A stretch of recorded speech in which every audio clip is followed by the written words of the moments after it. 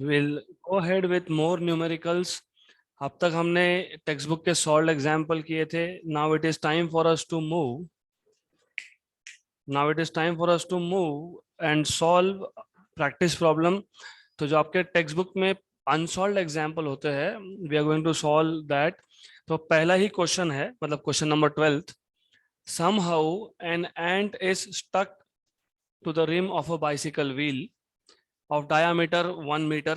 तो पहले समझ लो क्वेश्चन क्या है. You have a bicycle wheel. You must know what is a rim. Rim का मतलब पता होना चाहिए आपको. रिम मतलब जो आउटर बाउंड्री होता है किसका, व्हील का, उसको आप बोलते हो रिम. मतलब सरकमफरेंस, बेसिकली पेरीफेरी, इसको आप बोलते हो रिम. तो यू शुड नो रिम मतलब क्या. तो रिम इज द पेरीफेरी. अब somehow a ant is stuck. यहाँ पे एक चींटी अटक गई और इसका डायमीटर कितना दिया है आपको, 1 मीटर. तो diameter of this wheel is 1 metre. तो diameter is 1 metre. Good. Diameter 1 metre मतलब रेडियस कितना होगा, 0.5. तो साथ में हम लोग गिवन पैरामीटर भी लिखते जाएंगे. तो what we have is diameter as 1 metre, मतलब रेडियस एज 0.5 मीटर. आगे बोला है while bicycle is on central stand. उसको सेंट्रल स्टैंड पे आपने लगा दिया. क्यों? क्योंकि अगर सेंट्रल स्टैंड पे नहीं लगाओगे तो व्हील रोटेट नहीं होगा. होता है ना, साइड स्टैंड पे लगाओ गाड़ी को, व्हील रोटेट कर सकते हो क्या, नहीं कर सकते हो. तो सेंट्रल स्टैंड पे लगाओगे तो यू कैन रोटेट इट. तो आपको बोला है while the bicycle is on central stand the wheel is set into rotation and it attains frequency of 2 revolution per second in 10 seconds. तो फर्स्ट ऑफ ऑल आपको पता होना चाहिए ये जो पैरामीटर्स है, 2 revolutions per second. मैंने बताया था रिवोल्यूशंस पर सेकेंड मतलब फ्रीक्वेंसी. कौन सा फ्रीक्वेंसी, लीनियर फ्रीक्वेंसी n. यहां से आपको ओमेगा मिल जाएगा. n पता है तो ओमेगा भी फाइंड कर सकते हो, 2πn, विच इज 2π × 2, मतलब 4π रेडियन पर सेकेंड. और टाइम आपको बताया है 10 सेकेंड्स. तो 10 सेकेंड टाइम दिया है. आगे आपको बोला है विथ यूनिफॉर्म एंगुलर एक्सेलरेशन, मतलब जब व्हील रोटेट होना स्टार्ट होगा तो उसका acceleration at every instant of time is uniform, right? Then calculate number of revolutions completed by the ant in this 10 seconds. So how many number of revolutions this ant performs in 10 seconds? Number 2, time taken for the first complete revolution. Number 3, the last complete revolution. मतलब basically idea ये है when this starts rotating, because it will rotate, right? तो 10 seconds में कितने rotations होंगे, number 1 ये पूछा है. नंबर 2 आपसे पूछा है कि पहले रोटेशन के लिए, मतलब पहले रिवोल्यूशन के लिए कितना टाइम लगेगा और लास्ट के लिए कितना टाइम लगेगा. तो how much time does it take to complete first and last, this is what they are asking you. तो इतना आपको पता होना चाहिए. तो आपको फाइंड क्या करना है, फाइंड आपको करना है number one total number of revolutions. Total number of revolutions in 10 seconds. Revolutions in 10 seconds. Number two, what is the time required to complete first revolution? So time required to complete first revolution, and at last, what is the time required to complete last revolution? Time required to complete last revolution.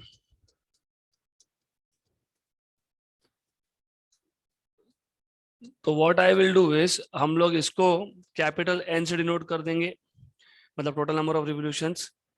पहले revolution को जितना time लगेगा इसको T first बोल देता हूं और इसको बोल देते हैं टी लास्ट. गुड. तो क्वेश्चन बहुत सिंपल है, सिर्फ क्वेश्चन को अच्छे से पढ़ना और यहाँ पे ध्यान होना चाहिए। somehow an ant is stuck, एक व्हील है, उसके रिम पे, रिम मतलब आउटर बाउंड्री पे एक चींटी अटक गई, stuck, right? And then diameter of the wheel is 1 meter while the bicycle is on central stand, the wheel is set into rotation, wheel को rotate कर रहे हो, and it attains a frequency of 2 revolutions per second in 10 seconds with uniform angular acceleration. Calculate, आपको number of revolutions पूछा है capital N, आपको पूछा है what is the time for the first revolution and what is the time for the last revolution. तो सबसे पहले ये समझ लो, अगर कोई भी चीज रोटेट होगी या रिवॉल्व होगी, एक ही बात है, एक चक्कर में कितना एंगल कवर होता है, मतलब 2 पाई रेडियंस, 2 राउंड में 4 पाई, 3 राउंड में 6 पाई। मतलब अगर आपको एंगल मिल गया, फॉर एग्जाम्पल अब मुझे आपने बताया एक राउंड में 2 पाई, 2 राउंड में 2 पाई इंटू 2 मतलब 4 पाई, 3 राउंड में 2 पाई इंटू 3, राइट, 6 पाई। तो अगर मुझे टोटल एंगल मिल गया तो मुझे ये मिल सकता है कि नंबर ऑफ रिवोल्यूशंस कितने हैं, correct? If you are able to find out what is total angle, total angular displacement, तो आपको एन मतलब नंबर ऑफ रिवोल्यूशंस मिल जाएगा। तो सबसे पहला काम, आपको अगर total number of revolutions find करना है तो सबसे पहले फाइंड करना पड़ेगा थीटा, क्योंकि थीटा की वैल्यू आपको बता देगी कि कितने रिवोल्यूशंस कंप्लीट हुए। तो थीटा कैसे फाइंड करते हो? Theta equal to omega initial t plus 1/2 alpha t square, s equal to u t plus 1/2 a t square. Then alpha पता नहीं है हमको, अल्फा कहीं पे भी नहीं बताया, तो अल्फा फाइंड करने के लिए v मतलब omega final equal to omega initial मतलब u plus alpha t, alpha t, यहां से अल्फा मिल जाएगा omega final minus omega initial upon t. तो ये दो चीजें आपको पता होनी चाहिए। देन अगर क्वेश्चन को अच्छे से पढ़ोगे तो initially the wheel was at rest, फिर आपने सेंट्रल स्टैंड पे लगाया, उसके बाद रोटेट किया, मतलब इनिशियल एंगुलर फ्रीक्वेंसी वॉज 0। तो ये क्या है? ये फाइनल वैल्यूज है, दिस आर फाइनल वैल्यूज। और बोला भी है ना 10 सेकंड के बाद ये होगा, बोला है ना इन 10 seconds it achieves a frequency of 2 revolutions per second. Good. तो initially wheel was at rest, wheel was at rest मतलब wheel was not rotating. Good. तो ये सब पता है, अब क्वेश्चन सॉल्व कर सकते हो। तो अब करना क्या है? पार्ट 1 में आपको थीटा चाहिए, थीटा के लिए अल्फा चाहिए, तो पहले अल्फा फाइंड कर लो। तो alpha equal to omega final, omega final कितना? 4 pi, right, minus omega initial कितना? 0, टाइम कितना है? 10, तो 2 पाई/5, क्योंकि 4 पाई/10 मतलब 2 पाई/5 रेडियन पर सेकेंड स्क्वायर। ये मिल गया आपको अल्फा की वैल्यू। आपको एंगुलर एक्सेलरेशन मिल गया, सब्स्टिट्यूट कर दो थीटा के इक्वेशन में, तो theta equal to omega initial 0, omega initial 0 plus half alpha, alpha कितना है? 2 पाई/5 टी 10 का स्क्वायर। तो ये मिल जाएगा आपको, cancel cancel, you will have this as 100 पाई/5 मतलब कितना? 25। तो 20 पाई आंसर मिल गया, मतलब कितने चक्कर? 10, क्योंकि 20 पाई को आप लिख सकते हो 2 pi into 10, right? Therefore number of revolutions are 10, number of revolutions n या rotations is 10, तो टोटल 10, टोटल टाइम कितना था? 10 सेकेंड्स, टोटल रिवोल्यूशन कितने हैं? 10, तो एक सेकेंड में कितने? 1, राइट? गलत। तो ये इस माइंडसेट से बाहर आओ कि टोटल 10 चक्कर, टोटल टाइम 10, तो एक सेकेंड में एक, ऐसा नहीं होता है। ये मोशन जो है एक्सेलरेटेड मोशन है। वो कब होता है? जब मोशन नॉन एक्सेलरेटेड हो, मतलब यूनिफॉर्म वेलोसिटी हो, तब हो सकता है 1 सेकेंड में 1, तो 10 सेकेंड में 10, 5 सेकेंड में 5, 20 सेकेंड में 20। लेकिन क्लियर कट बोला है यहाँ पे कि इनिशियली जो था व्हील रेस्ट पे था, उसके बाद आपने इसको रोटेट करना स्टार्ट किया और विथ यूनिफॉर्म एंगुलर एक्सेलरेशन। मतलब ये जो व्हील है ना, इसका स्पीड बढ़ते जा रहा है। स्पीड बढ़ते जाने का मतलब है कि जो इनिशियल रोटेशंस थे वो स्लो थे। हो सकता है कि पहला रोटेशन को 4 सेकेंड लग गया, हो सकता है दूसरे को 2 ही सेकेंड लगा है, तीसरे को 1 सेकेंड लगा है। तो दैट इज वाई 1 सेकेंड में 1 इज नॉट ट्रू। तो पहला पार्ट यहाँ पे हो गया सॉल्व। अब क्या करना था, क्या पूछा था आपको, time taken for the first revolution. तो वापस वही फॉर्मूला यूज करना है। अभी time taken for the first revolution, एक राउंड में कितना एंगल कवर होगा, 360, मतलब कितना पाए, 2 पाए, राइट। तो इसको लिखोगे वापस से same same and same. Now time taken for first revolution मतलब एंगल इज 2 पाए, क्योंकि एक राउंड में 2 पाए एंगल कवर हुआ, इसलिए कितना लिया हमने, 2 पाए। इनिशियल 0, हाफ अल्फा, इसको मैं टी फर्स्ट बोल देता हूं, T first, right. Alpha, alpha की वैल्यू कितनी है, 2 पाई बाय 5। तो अल्फा की वैल्यू को लिख दो 2 पाई बाय 5, और ये आ जाएगा टी फर्स्ट, इसका स्क्वायर। इसको करोगे सॉल्व, 2 पाई कैंसल, तो 1 = टी फर्स्ट का स्क्वायर अपॉन 10। 2 × 5 = 10, तो टी फर्स्ट स्क्वायर = 10। तो टी फर्स्ट कितना, √10। तो पहले चक्कर के लिए कितना टाइम लग गया, √10 seconds, राइट। तो the wheel takes ant or wheel takes √10 seconds to complete first revolution. Then अब क्या फाइंड करना है, लास्ट रिवोल्यूशन को कितना टाइम लगेगा। कैसे फाइंड करेंगे, बहुत सिंपल है। टोटल टाइम टी कितना है, 10 सेकेंड। 10 सेकेंड में कितने चक्कर, 10, मतलब 10 सेकेंड में first round, second round, third round, fourth round, fifth round, sixth round, up to 10। तो आप इसको ऐसा लिख ही सकते हो ना, T1 + T2 + T3 + T4, right. या आप इसको ऐसा भी लिख सकते हो, आप इसको ऐसा बोल सकते हो, टोटल 10 राउंड है ना, 10, तो आप बोल सकते हो टोटल टाइम फॉर 9 राउंड, 1 2 3 4 5 9 तक, और आखिरी का आखिरी। अभी भी समझ में नहीं आ रहा, समझा देता हूँ। हमारे पास व्हील है जो टोटल 10 सेकेंड में 10 राउंड कंप्लीट कर रहा है। तो इसको कैसे लिखोगे, आप बोलोगे पहला राउंड प्लस दूसरा राउंड प्लस तीसरा राउंड प्लस चौथा राउंड प्लस पांचवा up to 10।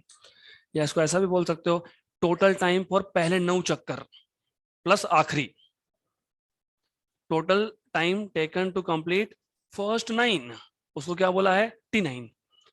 And last one, उसको क्या बोला है, T last. Correct. Racing track पे भागते होंगे कभी, गिनते हो ना, टोटल 10 राउंड मैंने कंप्लीट किए 1 आवर में, उसमें से आखिरी राउंड कंप्लीट किया था 10 मिनट में। तो बाकी के टोटल 9 राउंड्स, बाकी टोटल 9 राउंड्स कितने टाइम में कंप्लीट किया आपने, 50 मिनट्स, राइट। तो this is what I am saying, वही बात है। हमको फाइंड क्या करना था, टी लास्ट। तो हमको सम हाउ टी लास्ट का फॉर्मूला बनाना है। तो T - T9। अब टी तो 10 सेकेंड्स है ही, टोटल टाइम कितना था, 10 सेकेंड। अब फाइंड क्या करना है, 9 चक्कर के लिए कितना टाइम, राइट। तो to find T9 again you can use θ9। θ9 मतलब एंगल कवर्ड इन 9 राउंड्स। एक राउंड में कितना एंगल, 2 पाए, तो 9 राउंड्स में कितना, 18 पाए, सिंपल।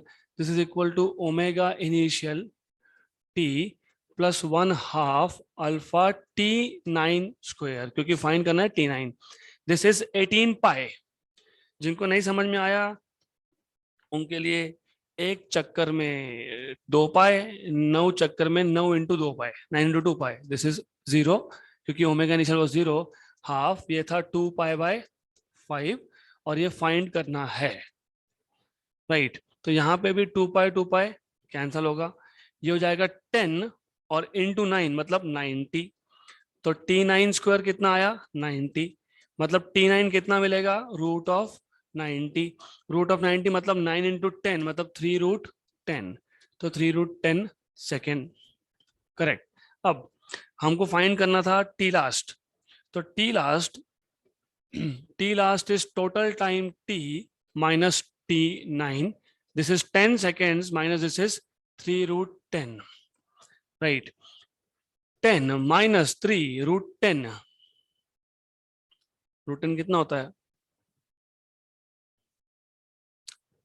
√10 अप्रोक्सीमेटली पाई, क्योंकि पाई स्क्वायर इज अप्रोक्सीमेटली 10, तो √10 इज अप्रोक्सीमेटली पाई। पाई मतलब 3.14, करेक्ट। 3 इंटू 3.14, मैं अप्रोक्सीमेट बता रहा हूं, मैं एग्जैक्ट करने जाओगे तो let me do exact calculation for you, क्योंकि हम यहाँ पे अप्रोक्सीमेट ही कर रहे हैं। तो √10 की एग्जैक्ट वैल्यू इट इज 3.16, तो ये आता है 3.16, 3.14 की जगह पे, और इसको मल्टीप्लाई बाय 3 करोगे तो 9.48, तो ये आएगा आपका 9.48। 9.48, तो ये बच जाएगा 0.52। तो लास्ट चक्कर कंप्लीट करने के लिए कितना 0.52 सेकेंड। अब ये सब कुछ हमने जो किया सही है या नहीं, चेक कैसे करोगे, मैंने पहले ही बता दिया था आपको कि ये जो मोशन है ये रेस्ट से चालू हो रहा है, स्पीड धीरे धीरे बढ़ रहा है। तो पहले चक्कर के लिए कितना टाइम लगा √10, √10 की वैल्यू मैंने अभी भी बताई 3.16 सेकेंड। तो पहला राउंड कंप्लीट करने में कितना 3.16, और लास्ट राउंड में कितना 0.52, मतलब जो मोशन है इट इज एक्सेलरेटेड। क्लियर यहां तक? Good.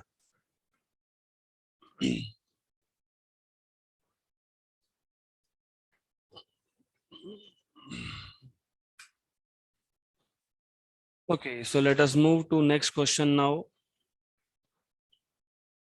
Coefficient of static friction between a coin and a gramophone.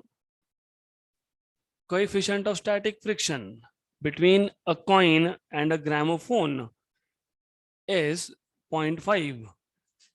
Radius of the disc is 8 centimeter. Initially, center of the coin is pi centimeter away from the center of the disc. At what minimum frequency will it start slipping from there? By what factor will the answer change if the coin is almost at the rim? पहले question समझ लो। The idea is, अभी nowadays गाना सुनना है, if you want to listen to music, आप mobile phones, maybe MP3 players, etc., you use. Nowadays everyone uses mobile phone, by the way. लेकिन in the old days, आज से 30 साल 40 साल पहले तक ग्रामोफोन नाम की चीज होती थी। It used to be a disc, जैसे आपका सीडी डिस्क होता है वैसा डिस्क बड़ा, है ना। तो उसके ऊपर एक पॉइंटर लगाते थे, मतलब यहाँ पे एक मेटालिक पॉइंटर था, वो टच करता था इसको, राइट। वो टच करता था मतलब वो इसके अंदर जो गाना स्टोर्ड है वो रीड करता था, and then it used to play music. तो ये जो डिस्क है इसको बोलते हैं ग्रामोफोन डिस्क। अब according to the question, and obviously ये जो ग्रामोफोन डिस्क है it rotates about its centre, passing through the centre perpendicular to the plane, पर दिस डिस्क रोटेट्स, तो ये डिस्क रोटेट होता रहेगा। अब क्वेश्चन में आपको ये बताया है कि अगर हमने इस ग्रामोफोन डिस्क पे एक कॉइन रख दिया, so there is a coin over here on this disc, नहीं दिख रहा होगा तो मैं ड्रॉ कर देता हूं यहाँ पे, तो you have a coin here, right, you are keeping a coin. अब इसके आगे आपको क्या बताया है, ये जो ग्रामोफोन डिस्क है इसका इसका रेडियस, मतलब यहां से यहां तक का डिस्टेंस, राइट, कितना 8 सेंटीमीटर। इसको मैं डिनोट करता हूं कैपिटल आर से। और आपको ये बोला है इनिशियली कॉइन, कॉइन सेंटर से कितना दूर है पाई, मतलब ये जो डिस्टेंस है दिस इज पाई, इसको बोलते हैं स्मॉल आर। क्यों स्मॉल आर क्यों? क्योंकि जब ग्रामोफोन डिस्क रोटेट होगा तो कॉइन सर्कुलर मोशन परफॉर्म करेगा, करेक्ट? तो that is why this is small r, मतलब radius of circular motion of the coin. तो सर्कुलर मोशन कौन परफॉर्म कर रहा है? कॉइन। अब इसके आगे आपको क्या बताया है, इसके आगे अगर आप देखोगे अच्छे से क्वेश्चन को, तो ये बोला है आपको at what minimum frequency will it start slipping from there. मतलब अभी तक ग्रामोफोन रोटेट हो रहा है और कॉइन का डिस्टेंस पाई सेंटीमीटर ही है, कॉइन मूव नहीं हो रहा है।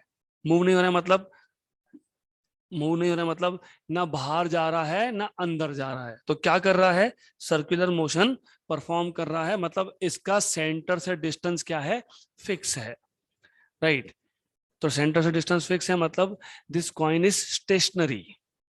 अब ये स्लिप या स्किड कब होगा, डिपेंड करता है फ्रिक्शनल फोर्स पे। तो सबसे पहले समझ लो कि फाइंड क्या करना था आपको और गिवन क्या है।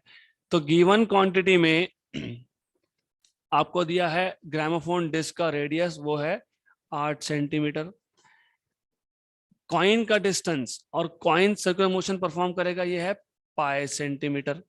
और इसके आगे कुछ और बताया है कि आपको आपको सिर्फ बताया है कोएफिशिएंट ऑफ स्टैटिक फ्रिक्शन कितना है, म्यू एस, वो कितना है 0.5। और आपको बताया है कि पाई जी की वैल्यू क्या यूज करनी है, पाई स्क्वायर। जी की वैल्यू यूज करनी है पाई स्क्वायर मीटर पर सेकेंड, मीटर पर second square, this is what you are suppose to use. अब to find, you are suppose to find, क्या फाइंड करना है? Minimum frequency, minimum frequency, right, at radius small r. क्योंकि question में अगर अच्छे से पढ़ोगे, at what minimum frequency will it start slipping from there, मतलब कॉइन स्लिप होना कब स्टार्ट होगा। आगे बोला है by what factor will the answer change, किसका आंसर? फ्रीक्वेंसी का आंसर।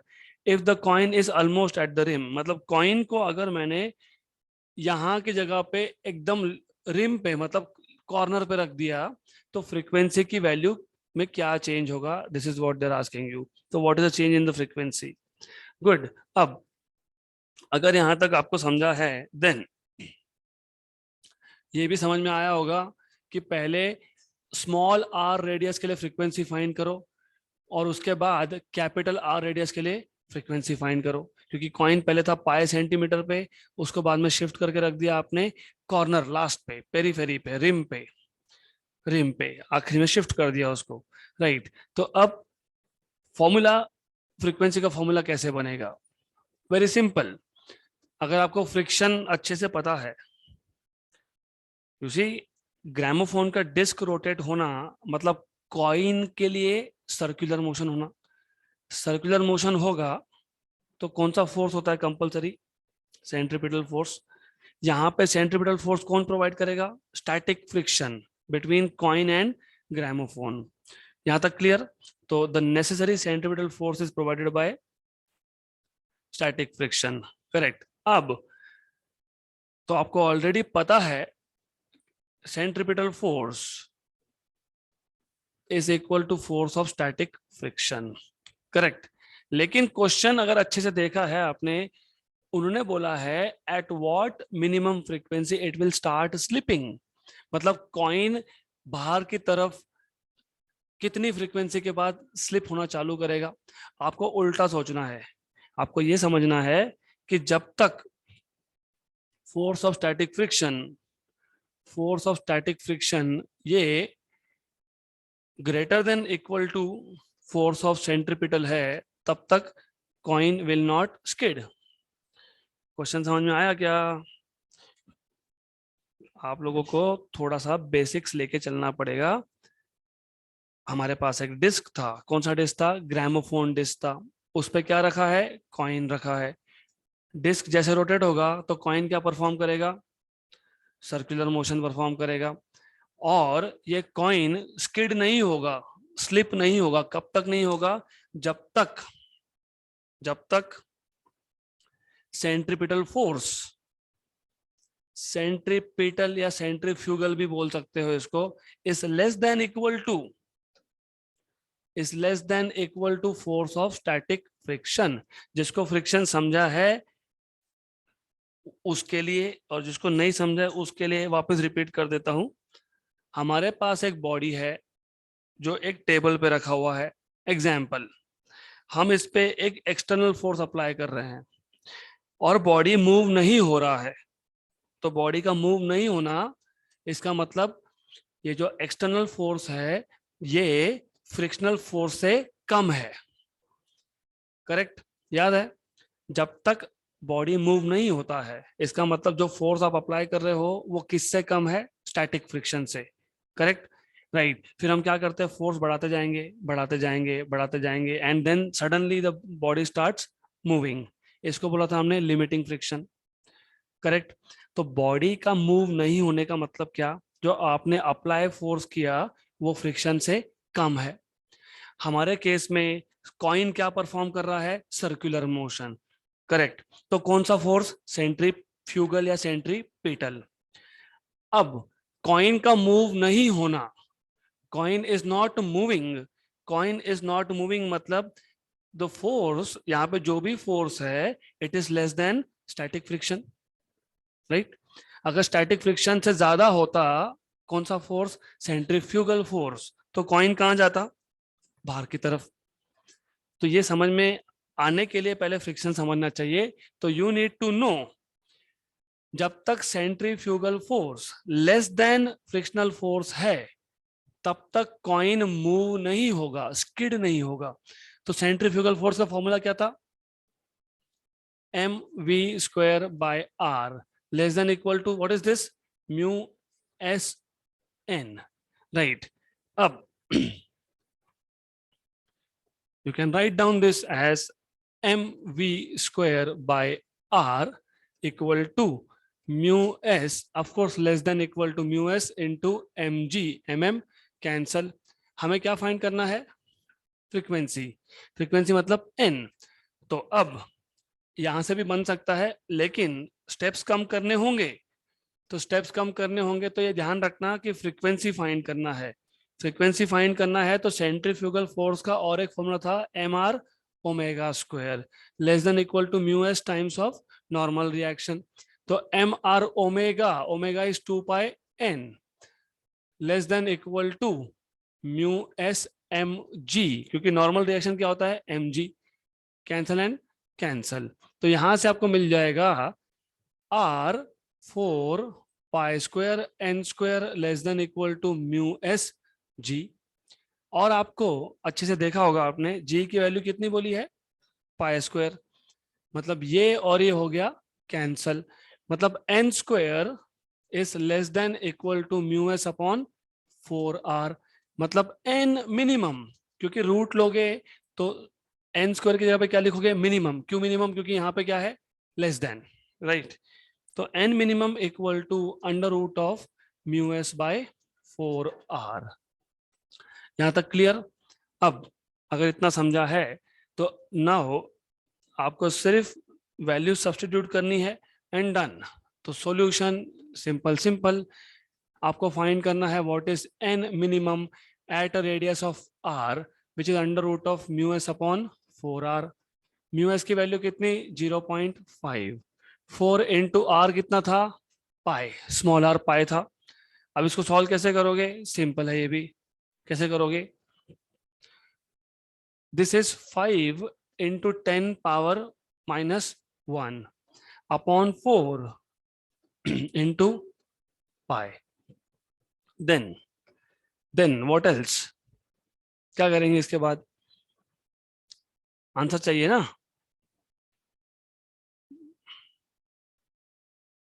आगे म्यू एस की वैल्यू 0.5 थी क्या? यस। आर की वैल्यू पाई है क्या? Yes. What is this? What is this? Square root.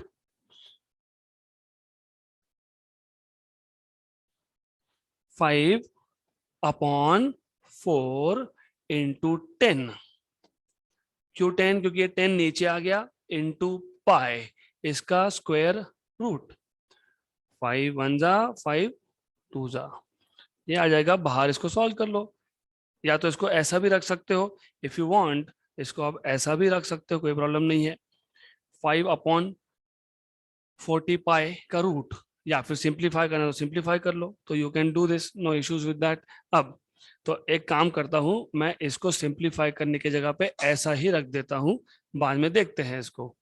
तो ये आ जाएगा आपके पास 0.5/4 पाई। ये क्या मिल गया आपको? Minimum frequency. करेक्ट। अब आपको पूछा है, अगर हमने कॉइन को कहां रख दिया?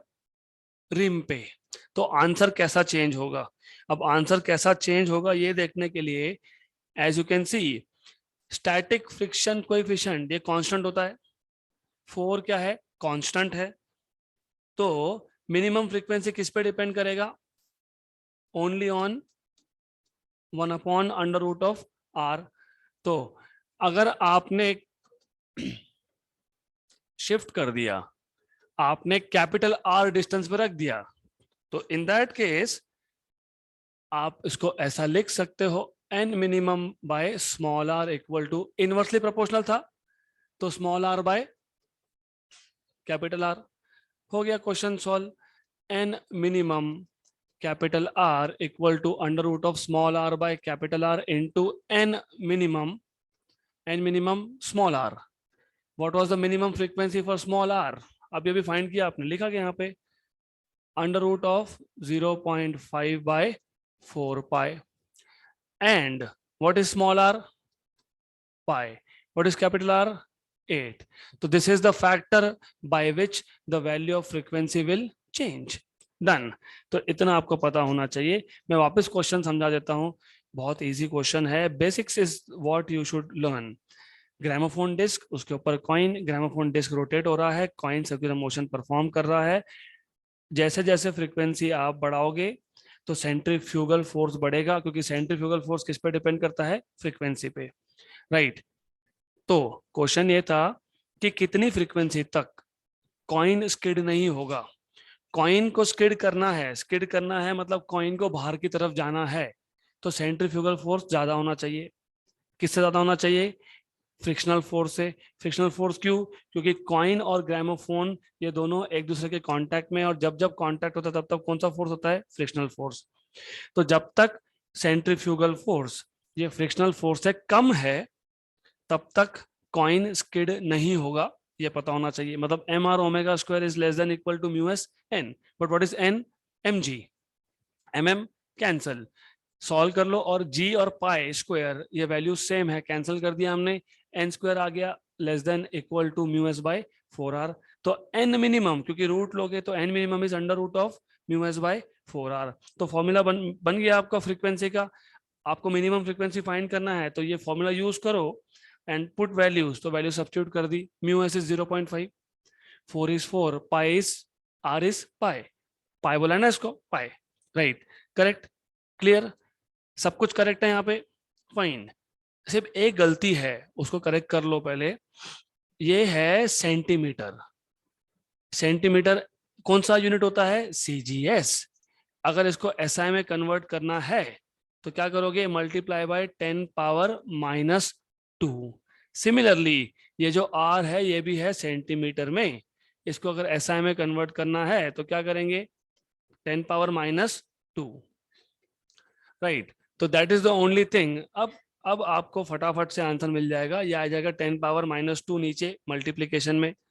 तो यहाँ पे आप मल्टीप्लाई करोगे 10⁻² से। अब you will get this as equal to 10⁻², 0.5 मतलब 5 into 10⁻1। ये आ गया आपके पास 4 पाई इंटू 10⁻²। इसको नीचे लेके जाओ, क्या आएगा ये? या तो इसको ऊपर लेके जाओ, जो भी करना है, but you just have to be very quick. √ऑफ 5 इंटू 10 + 2 - 1 मतलब 1, तो 50 अपॉन 4 पाई। करेक्ट, हो गया, डन। तो ये आंसर मिलेगा। या फिर आपको वापस पता होना चाहिए कि पाई स्क्वायर की वैल्यू कितनी? 10।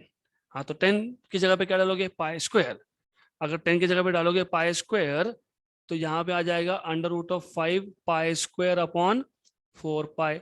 एक पाई कैंसल, तो रूट ऑफ 5 पाई बाय 4, ऐसा भी लिख सकते हो। तो कैलकुलेशंस आपको खुद को सीखने होते हैं, calculations teacher can not tell you, तो आपको ये पता होना चाहिए under root of 5 pi by 4 आ गया। डन, ये तो करना ही नहीं है, दिस इज गुड, आपको ऐसा ही लिखना है। हो गया, आंसर खत्म।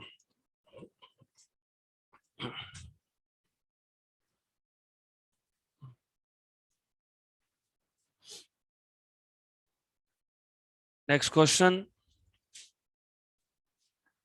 part of a racing track part of a racing track is to be designed for a curvature of 72 metre. मतलब आपको एक रेसिंग ट्रैक डिजाइन करना है जिसका curvature 72, radius of curvature is 72 metre. इसका मतलब centre to circumference distance is 72, तो ये आर आपको दिया है। आगे आपको बोला है we are not recommending the vehicles to drive faster than 216 kilometre per hour. With what angle should the road be tilted, by what height will its outer edge be with respect to its inner edge if the track is 10 metre wide। तो पहले question समझ लो, जब turn आएगा तो हम लोग क्या करते हैं, बैंकिंग। ये रोड था, इस रोड को क्या कर लिया, ऊपर उठा लिया, राइट। तो सबसे पहला क्वेश्चन आपको पूछा है what is the angle of banking. दूसरा आपको यह पता होना चाहिए रोड का विड्थ कितना दिया है आपको, 10 मीटर। ये 10 मीटर है तो ये भी कितना आएगा, 10 मीटर, राइट। और आपको पूछा क्या है, हाइट। हाइट मतलब किसका हाइट, आउटर एज का height with respect to its inner edge. मतलब ये पूछा है आपको कि आपने आउटर एज को with respect to its inner edge कितना ऊपर उठाया है, तो what is the value of h, इसको बोल देंगे एस, और एस की वैल्यू कितनी है, 10। तो सबसे पहले इन गिवन पैरामीटर्स हमें गिवन क्वांटिटीज में क्या क्या दिया है। नंबर 1 रेडियस ऑफ कर्वेचर कितना दिया है, 72 मीटर। नंबर 2 स्पीड, स्पीड कितना है, 216 किलोमीटर पर आवर। आपको पता होना चाहिए किलोमीटर पर आवर को मीटर पर सेकंड में कन्वर्ट कैसे करते हैं। किलोमीटर पर आवर, 1 किलोमीटर में 1000 मीटर, 1 आवर में 60 मिनट्स, हर एक मिनट में 60 seconds. Cancel cancel cancel cancel, 10/36, 10/36 होता है 5/18। तो याद रखना, अगर आपको किलोमीटर पर आवर से मीटर पर सेकेंड में कन्वर्ट करना है तो मल्टीप्लाई बाय 5/18 मीटर पर सेकेंड। देन 216 अपॉन 18, 18 1 जा 18, 12 जा 12 5 जा 60, तो स्पीड आ गया आपके पास 60 मीटर पर सेकेंड। तो 60 मीटर पर सेकेंड का स्पीड है। आगे और क्या दिया है आपको, आपको पूछा क्या है, आपको पूछा है एंगल ऑफ बैंकिंग थीटा और हाइट एच, और दिया क्या है S, S is width of road, कितना दिया है, 10 मीटर। और फाइंड करने के लिए बोला है दो क्वांटिटी, नंबर 1 इज थीटा, नंबर 2 इज एच। फॉर्मूला आपको पता ही है ऑलरेडी, अगर आपको याद होगा theta was tan inverse of v square by R G. दूसरा फॉर्मूला पता होने की जरूरत नहीं है, why, because diagram you already have. तो डायग्राम में अगर आप देखोगे आपको h फाइंड करना है, right, h। What do you do here, कैसे करोगे, what is sine theta, opposite upon hypotenuse. What is tan theta, right. तो tan theta from this diagram is h upon s, opposite upon adjacent. तो आप यहाँ पे लिख सकते हो h equal to s tan theta, या फिर इन सम बुक्स इसको एस बोला है, फिर साइन थीटा यूज किया है ना। तो साइन थीटा मतलब क्या आएगा, what is sine theta, opposite side upon hypotenuse, right. Good, इस केस में दोनों सेम आएंगे क्योंकि एस मतलब एक साइड और हाइपोटेन्यूज दोनों का लेंथ है सेम। तो अभी नॉर्मली जो आपके बुक में अप्रोच यूज किया गया है, मैं आपको उससे बता देता हूं कि you can use both of them, कोई प्रॉब्लम नहीं है क्योंकि एंगल छोटा आएगा, तो you can actually use any of this. लेकिन अभी आपके टेक्स्ट बुक में जो सॉल्यूशन है, मतलब जो आंसर है, सॉल्यूशन तो दिया नहीं है इसका, तो आंसर हमको मिलने वाला है साइन थीटा यूज करके। तो you have to use sine theta here, right.